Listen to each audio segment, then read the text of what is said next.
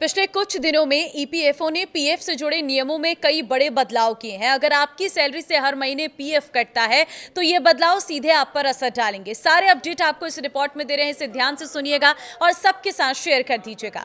नमस्कार, मैं हूं आपके साथ ममता तिवारी और आप देख रहे हैं न्यूज 18 का डिजिटल प्लेटफॉर्म। पहले ईपीएफओ के हर क्षेत्रीय कार्यालय का अपना अलग डेटाबेस होता था। अब ईपीएफओ ने सेंट्रलाइज्ड आईटी इनेबल्ड सर्विसेज यानी कि सिटीज प्रोजेक्ट के तहत अपने सभी सदस्यों का डेटा एक ही राष्ट्रीय डेटाबेस में स्थानांतरित कर दिया गया। यानी अब अलग अलग क्षेत्रीय कार्यालयों में अलग अलग डेटाबेस रखने की व्यवस्था खत्म हो गई है। इससे किसी भी अधिकृत ईपीएफओ कार्यालय से सेवाएं मिल सकेंगी। नए ईपीएफओ सदस्य पोर्टल पर लॉगिन करते ही एक ही जगह पर सदस्यता से जुड़ी पूरी जानकारी मिल जाएगी। इसमें पीएफ बैलेंस, क्लेम की स्थिति, पेंशन योग्य सेवा का रिकॉर्ड और अब तक मिले सभी लाभ दिखाई देंगे। पहले ये जानकारी अलग अलग सिस्टम में बंटी हुई थी। क्लेम करने से पहले ही पता चल जाएगी आपको गलती। अब किसी भी पीएफ क्लेम को प्रोसेस करने से पहले उसका स्वतः सत्यापन यानी कि प्री वैलिडेशन होगा। अगर आवेदन में कोई कमी या गलती होगी तो उसकी जानकारी पहले ही एसएमएस और पोर्टल के माध्यम से दे दी जाएगी। इससे क्लेम रिजेक्ट होने की संभावना कम होगी और पहली बार में ही क्लेम मंजूर होने की संभावना बढ़ेगी। अब पहले से पता होगा कितने पैसे निकाल सकते हैं। पहले कई सदस्य ये नहीं जानते थे कि अलग अलग श्रेणियों में वे कितनी राशि निकाल सकते हैं। ऐसे में तय सीमा से अधिक राशि का आवेदन करने पर क्लेम रिजेक्ट हो जाता था। अब पोर्टल पर ही ये दिखाई देगा कि किस श्रेणी में कितनी राशि निकाली जा सकती है। इससे सदस्य सही राशि के लिए आवेदन कर सकेंगे। कितने रुपए तक के क्लेम का होगा खुद निपटारा। पूरी तरह केवाईसी से जुड़े और सत्यापित 5 लाख रुपए तक के एडवांस क्लेम अब ऑटो सेटलमेंट के जरिए निपटाए जाएंगे। पहले ये सीमा 1 लाख रुपए थी, जिसे बढ़ाकर 5 लाख रुपए तक कर दिया गया है। अगर अतिरिक्त जानकारी मांगी गई है तो क्या होगा ये भी जान लीजिए।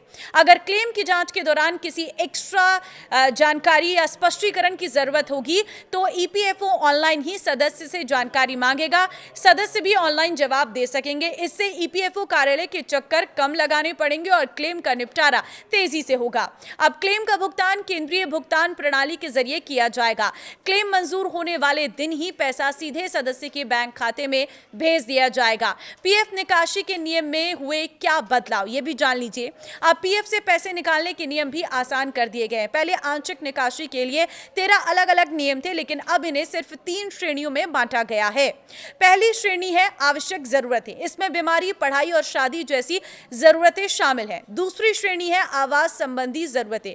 इसके तहत घर खरीदना, घर बनाना, जमीन खरीदना, होम लोन चुकाने और घर की मरम्मत या रेनोवेशन जैसे कामों के लिए पीएफ से कैसे पैसे निकाल सकते हैं।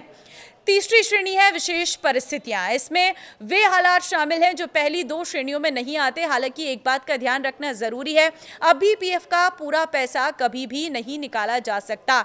नई व्यवस्था के तहत खाते में कम से कम 25% राशि रखना जरूरी होगा। यानी अगर आपके पीएफ खाते में 1 लाख रुपए जमा है तो सामान्य स्थिति में कम से कम 25,000 रुपए खाते में रहेंगे। बाकी तय नियमों के अनुसार निकाले जा सकेंगे। अगर इलाज के लिए पैसे चाहिए तो सदस्य अपने या परिवार के किसी सदस्य के इलाज के लिए 12 महीने की सदस्यता पूरी होने के बाद पीएफ से राशि निकाल सकता है। वहीं अगर पढ़ाई के लिए पैसे चाहिए तो अपनी या परिवार के किसी सदस्य की शिक्षा के लिए 12 महीने की सदस्यता पूरी होने के बाद निकासी की जा सकती है। इसके लिए सदस्य अपने पूरे कार्यकाल में अधिकतम 10 बार पैसे निकाल सकता है।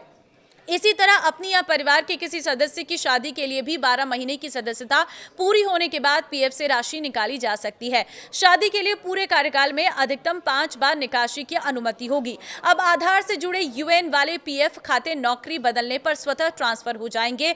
इसके लिए अलग से आवेदन करने या पुराने और नए नियोक्ता की मंजूरी लेने की जरूरत नहीं होगी। साथ ही पहले सदस्य केवल उसी क्षेत्रीय कार्यालय से सहायता ले सकते थे जहां उनका पीएफ खाता था। अब देश के किसी भी ईपीएफओ कार्यालय से सहायता और जानकारी ली जा सकेगी। पेंशनर्स को भी फायदा मिलेगा, वो भी जान लीजिए। कर्मचारी पेंशन योजना ईपीएस के पेंशन धारकों अब किसी भी ईपीएफओ कार्यालय में सेवाएं ले सकेंगे और जीवन प्रमाण पत्र जमा कर सकेंगे। साथ ही केंद्रीय पेंशन भुगतान प्रणाली के तहत किसी भी क्षेत्रीय कार्यालय से मंजूर हुई पेंशन देश के किसी भी बैंक खाते में भेजी जा सकेगी। तो ये है वो बड़े अपडेट जो अब ईपीएफओ की सर्विस में किए गए हैं। तो एक एक अपडेट को मैंने आपको पूरे अच्छे तरीके से बता दिया। अगर कोई और कंफ्यूजन है तो आप कमेंट में पूछ सकते हैं। फिलहाल इस वीडियो को आप शेयर कर दीजिए और अपनी राय इन अपडेट्स को लेकर जरूर दीजिएगा। नमस्कार।